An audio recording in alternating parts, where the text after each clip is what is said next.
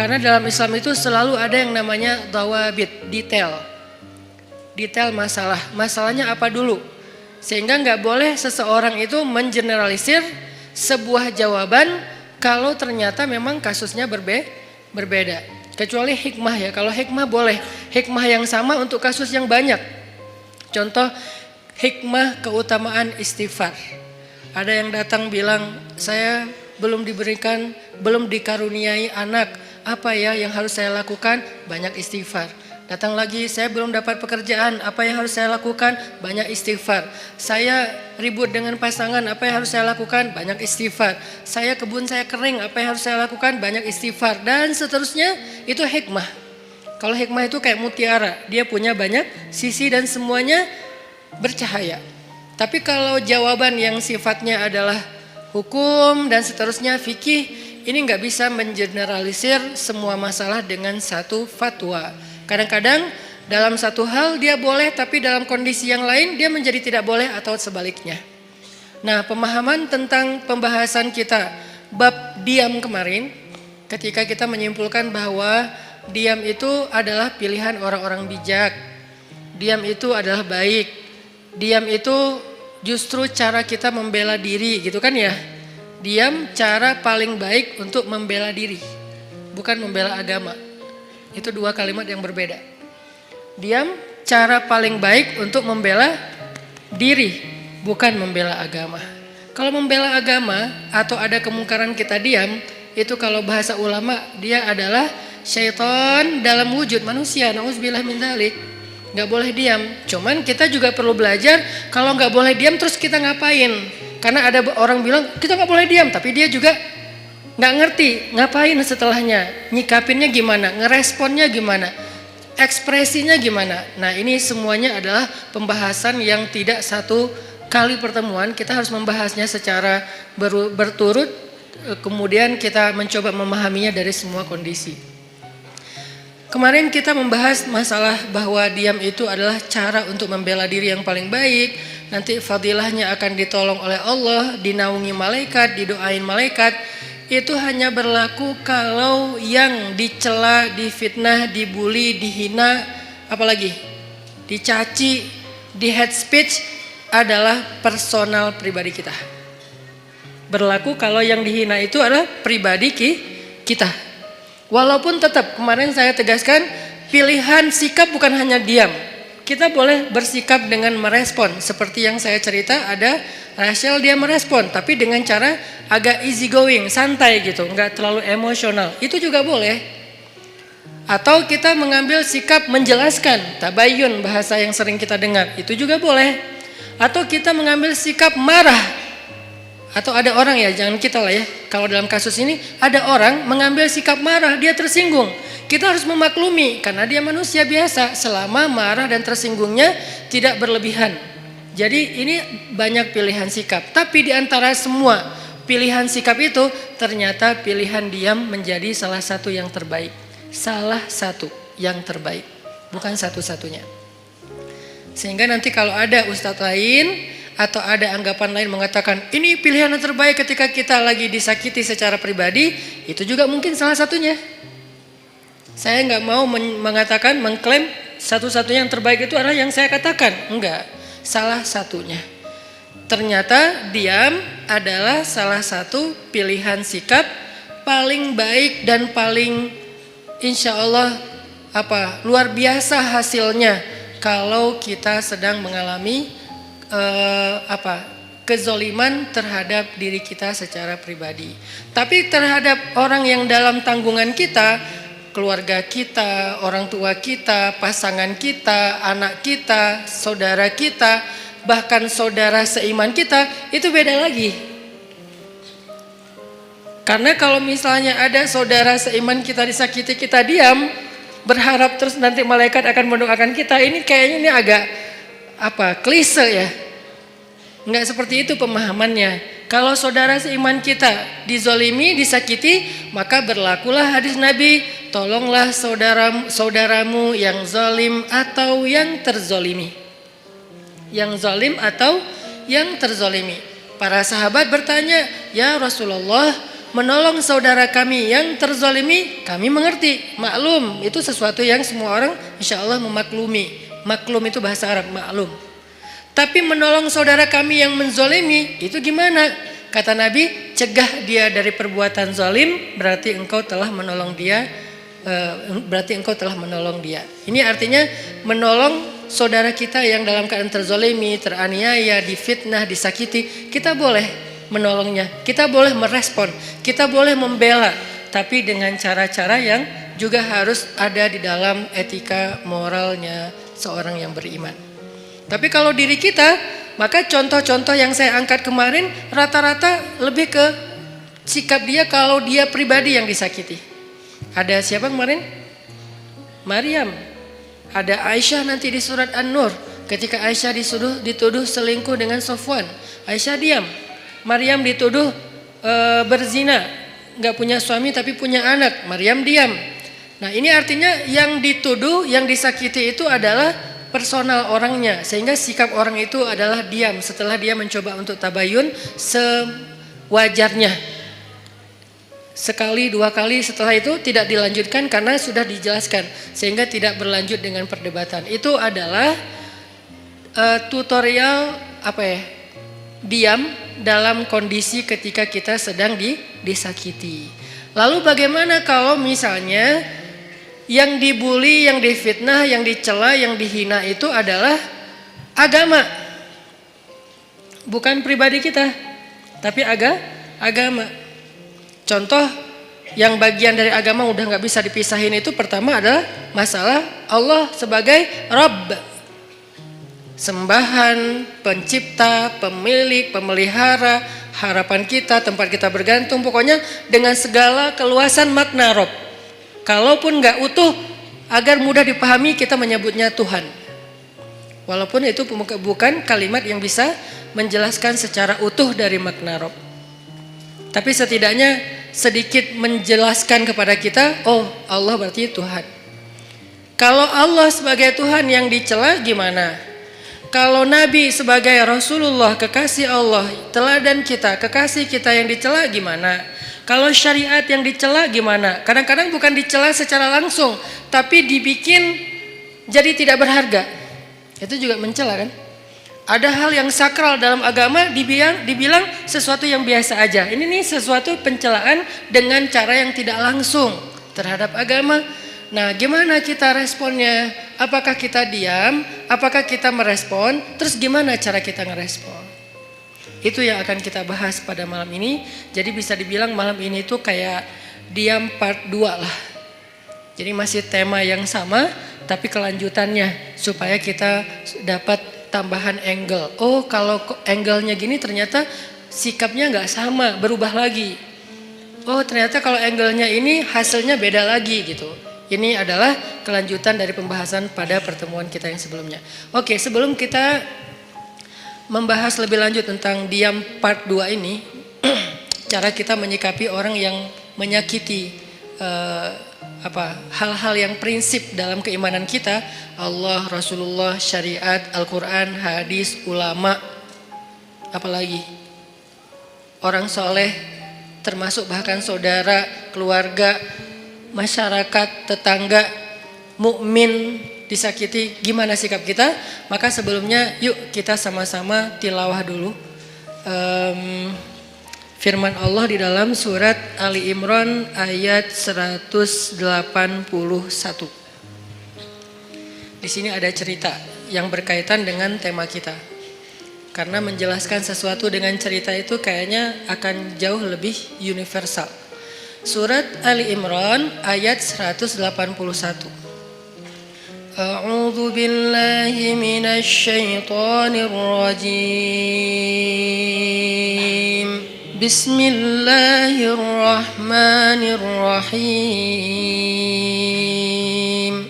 Laqad sami'a Allahu qawlal ladzina qalu inna Allaha faqir. Alladzina qalu inna Allaha faqirun wa nahnu aghniya. سنكتب ما قالوا وقتلهم الأنبياء بغير حق ونقول ذوقوا عذاب الحريق ذلك بما قدمت أيديكم وأن الله ليس بظلام للعبيد.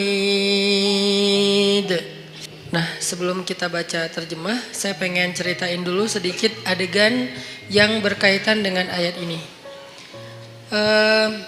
Satu hari Abu Bakar As-Siddiq lagi main ke sebuah kawasan atau ke sebuah pasar tempat orang-orang Yahudi ngumpul. Jadi kayak di Madinah itu kan ada orang Islam sama orang Yahudi kan hidup berdampingan. Cuman seringnya orang Yahudi ini bikin masalah. Mereka membatalkan perjanjian, mereka mengganggu kaum muslimin, mereka menyebarkan fitnah, termasuk salah satunya fitnah Aisyah selingkuh.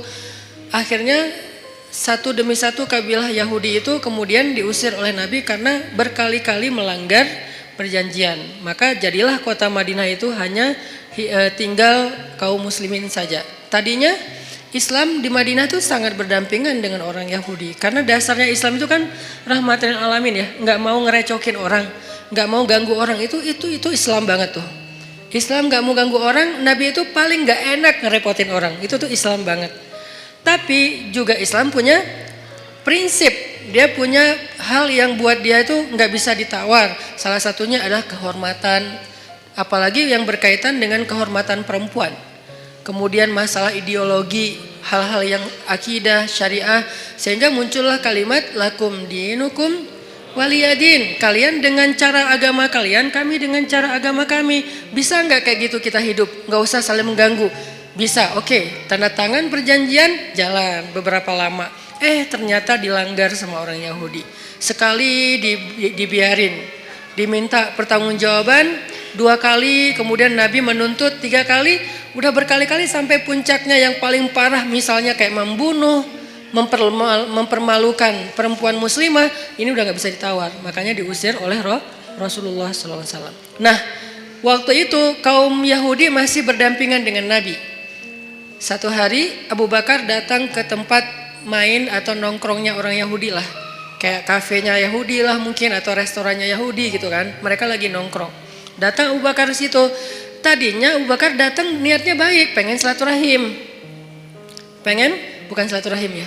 Pengen temenan lah. Karena sebetulnya silaturahim dalam makna aslinya hanya berlaku untuk keluarga. Sebutlah dengan bahasa kita silaturahim. Pengen silaturahim sama beberapa tokoh Yahudi, salah satunya bernama Fanhas. Nah, ketika sampai di tempat Fanhas nongkrong, Abu Bakar datang, terus Abu Bakar duduk dengan Fanhas. Abu Bakar ngobrol gitu sama Fanhas. Fanhas, kamu tahu kan Islam itu benar? Soalnya Fanhas ini siapa? Fanhas ini tokoh agama Yahudi yang memiliki ilmu sejarah yang bagus tentang nabi-nabi sebelumnya, yang dia membaca Alkitab, yang pasti di dalam Alkitab itu disebutkan tentang Nabi Muhammad.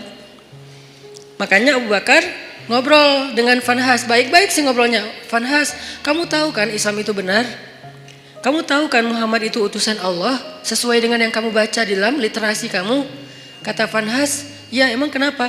Terus kenapa kamu gak ikut aja, gak beriman? Cuma nanya doang gitu, bukan maksa. Apa jawaban Fanhas?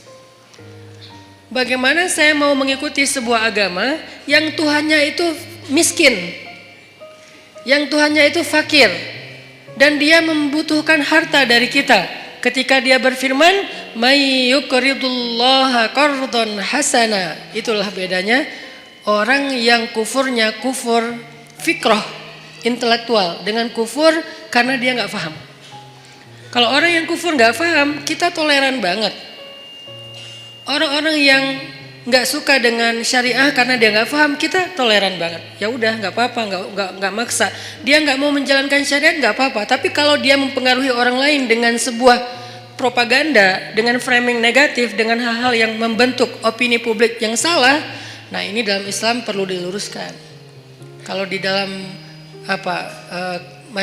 masyarakat lingkungan bangsa kita tuh kayak beberapa tokoh sekuler liberal, salah satunya yang kemarin sempat rame bilang menghafal Quran udah nggak penting gitu kan.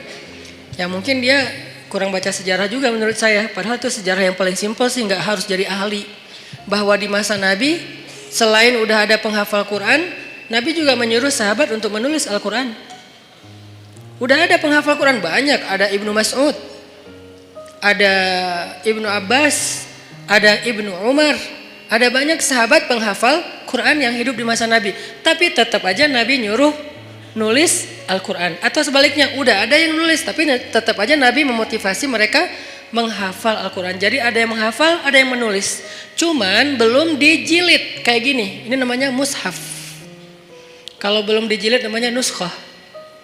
Kalau udah dijilid namanya mushaf. Sudah satu jilid. Sehingga dari Al-Fatihah sampai Al-Ikhlas, An-Nas udah ada di sini semua gitu. Baik berbentuk fisik ataupun berbentuk platform digital kayak yang di handphone dan seterusnya. Dulu di masa Nabi belum dijilid, masih lembaran-lembaran yang terpisah. Ada yang ditulis di kulit binatang, ada yang ditulis di pelepah pohon, ada yang ditulis di batu. Sehingga sahabat-sahabat itu mendapatkan Al-Quran nggak utuh 30 juz. Lagian kan Al-Quran belum turun 30 juz kan? Baru turun sejuz, 5 juz, 10 juz, kan bertahap tuh. Sampai akhirnya turun total sebelum Nabi wafat 30 juz. Sehingga sahabat kalau baca Quran ada yang cuman di rumahnya itu 2 lembar. Ya udah itu aja terus yang dibaca, soalnya dia nggak hafal. Ada sahabat yang baca Quran 1 juz, ya udah itu aja yang dihafal, yang dibaca. Baru kemudian dijilid pada masa Abu Bakar As-Siddiq atas inisiatif dari Umar bin Khattab. Kata Umar, ya Abu Bakar, kenapa nggak kita jilid aja Al-Quran supaya nggak berceceran di mana-mana? Kata sahabat yang lain, ya Umar, gimana kita mau melakukan sesuatu yang tidak dilakukan Nabi? Ini pertanyaan sering muncul kan sekarang.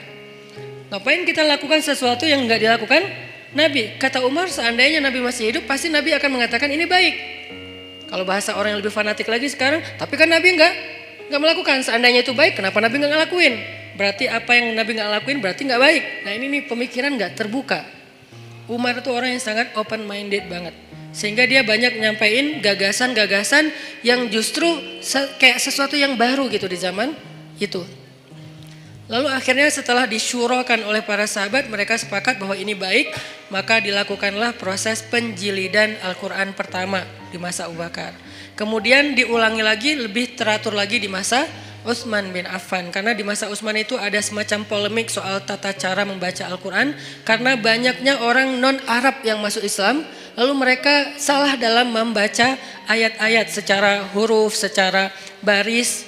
Kalau baris saja masih mending, ini hurufnya salah. Kenapa huruf bisa salah Ustadz? Karena dulu Al-Quran itu tulisannya nggak ada titik.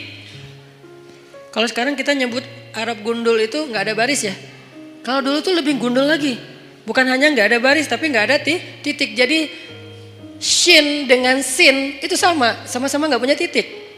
Shad dengan dot itu sama, nggak ada titik. Lo dengan to sama, nggak ada titik. Ba, ta, sa sama, nggak ada titik. Jadi linusabbita bihi fuadak bisa dibaca linubayyina bihi fuadak. Jauh kan? Linusabbita bihi fuadak, untuk kami teguhkan hatimu dengannya, bisa dibaca linubayyina bihi fuadak, untuk kami perjelas maksud di dalam hatimu dengannya. Itu jauh banget perbedaannya. Kenapa? Karena tidak ada titik. Akhirnya banyak orang non-Arab yang masuk Islam di masa Utsman salah membaca huruf. Jadilah Al-Quran itu agak banyak kesalahan. Dan itu rame yang membaca dengan cara yang salah. Akhirnya Utsman berinisiatif untuk mengumpulkan lagi cara baca yang tadinya 10 huruf menjadi 1 huruf. 1 huruf menjadi 10 qiraat dan seterusnya. Itu pokoknya rumit lah pokoknya. Sejarahnya rumit. Intinya di zaman Nabi itu udah ada smartphone dalam bentuk tulisan di lembaran-lembaran. Atau kenapa tetap dianjurkan menghafal Quran? Ini jawaban paling logis menurut sejarah. Belum lagi nanti ada jawaban dari sisi spiritual, bahwa menghafal Quran itu fadilahnya luar biasa. Kita tuh dapat mahkota di padang mahsyar. Hanya orang yang tidak beriman atau ragu dengan janji Allah dan Rasul yang gak peduli dengan hal kayak gini. Bahwa nanti dia akan pakai mahkota cahaya di padang mahsyar, dia bisa menyelamatkan 10 keluarganya. Gak bisa nyelamatin saudara kita, keluarga kita 10 orang dengan membawa smartphone. Di padang mahsyar, ya Allah, di smartphone saya nih ada Al-Quran, boleh gak saya selamatin keluarga saya? Jangankan keluarga, mantan aja gak bisa. Coba gimana? Jadi emang ada fadilah tertentu, walaupun kita mungkin yang ngomong kayak gini juga belum tentu hafal Al-Quran dengan ayat yang banyak. Tapi setidaknya saya tuh selalu respect banget sama yang menghafal Al-Quran. Dan menganjurkan, sampai anak saya sekarang tiga-tiganya sekolahnya khusus tahfiz. Karena saya berharap mereka gak seperti saya, yang baru serius ngafal Al-Quran pas udah gede. Mereka harus tuntas dulu Al-Quran, sisanya boleh belajar sains, belajar apapun lah. Kan dulu ulama-ulama saintis Islam itu hafiz ya rata-rata ya. Jadi kayak ngafal Quran tuh bukan buat mereka, bukan karena mondok, bukan jurusan agama. Itu emang udah kayak jadi jadi budaya yang soleh di antara masyarakat Islam.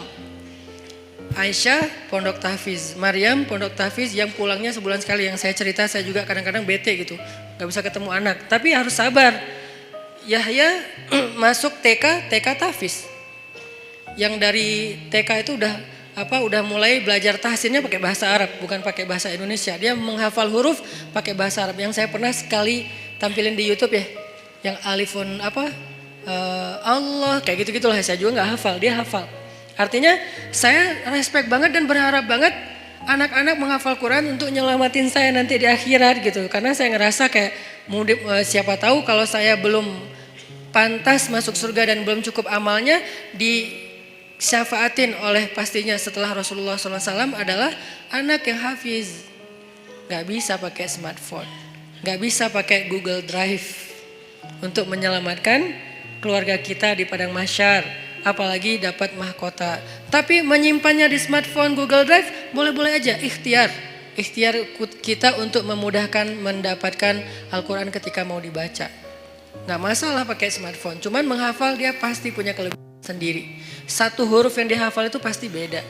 Nah ini adalah orang-orang yang pemikirannya membahayakan, ngaco. Nah Fanhas sama.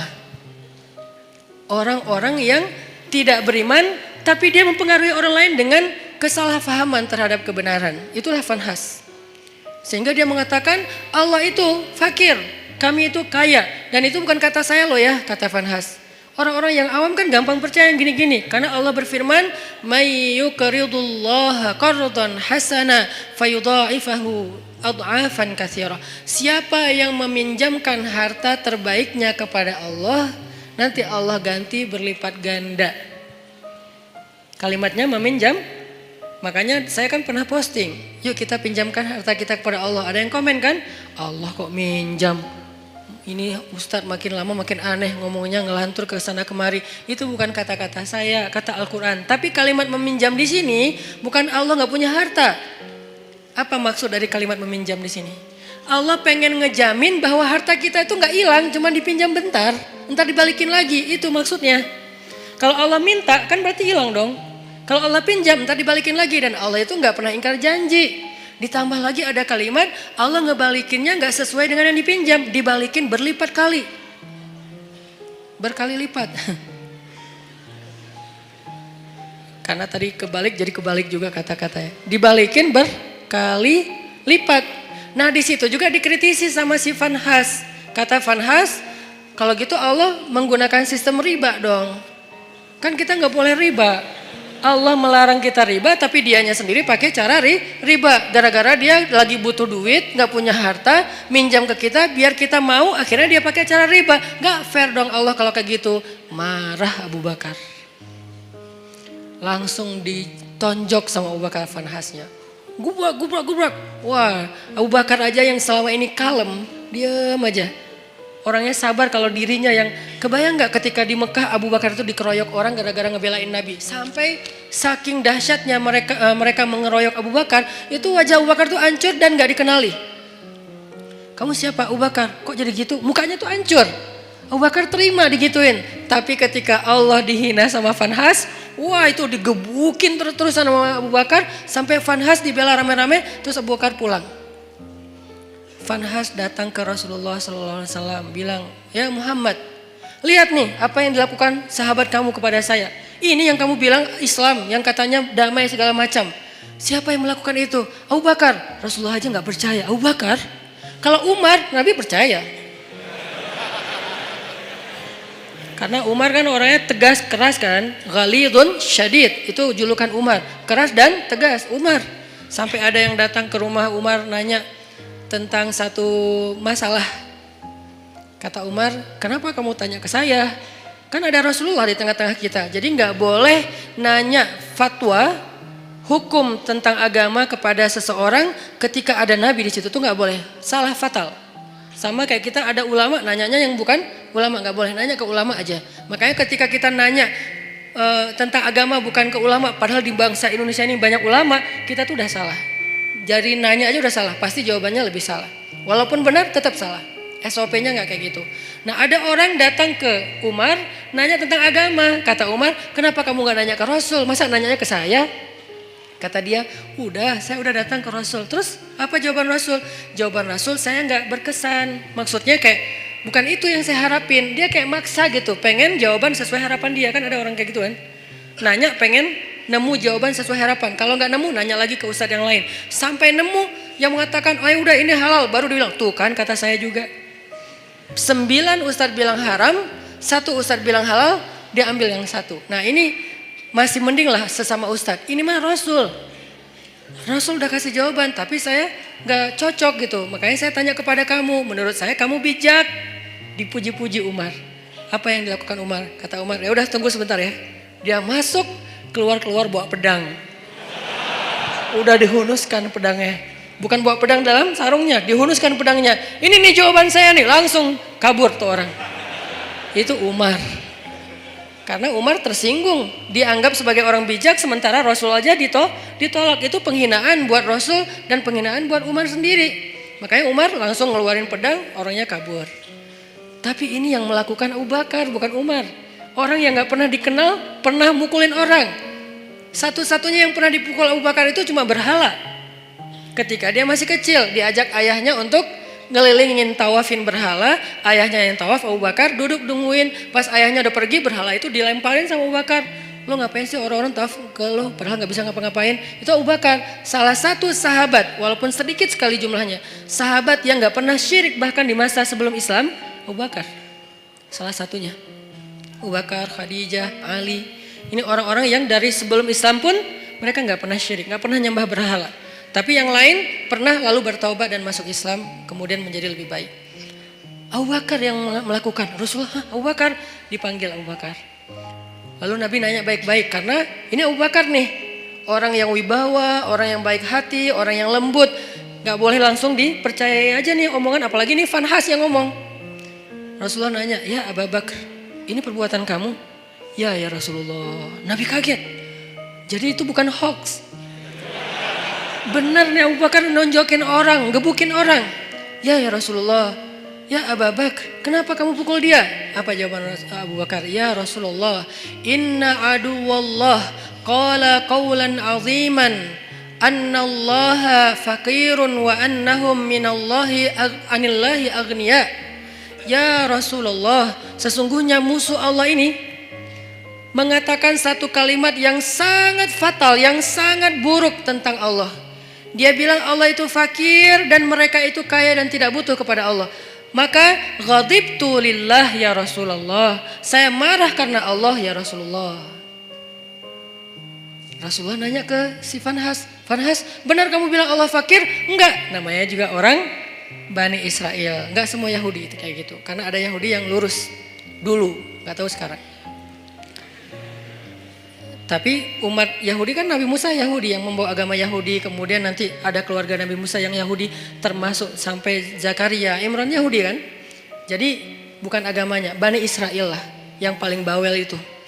Ternyata dia bohong, dia bilang enggak. Wah Abu Bakar udah mukulin saya, sekarang dia memfitnah saya. Muhammad, beginikah didikanmu terhadap sahabatmu? Rasulullah bingung, mana yang benar nih? Abu Bakar mukul Fanhas. Tapi Farhas bilang, saya nggak mengatakan hal yang kayak gitu. Saya disakitin sama Abu Bakar. Abu Bakar itu emang benci sama saya sejak dulu.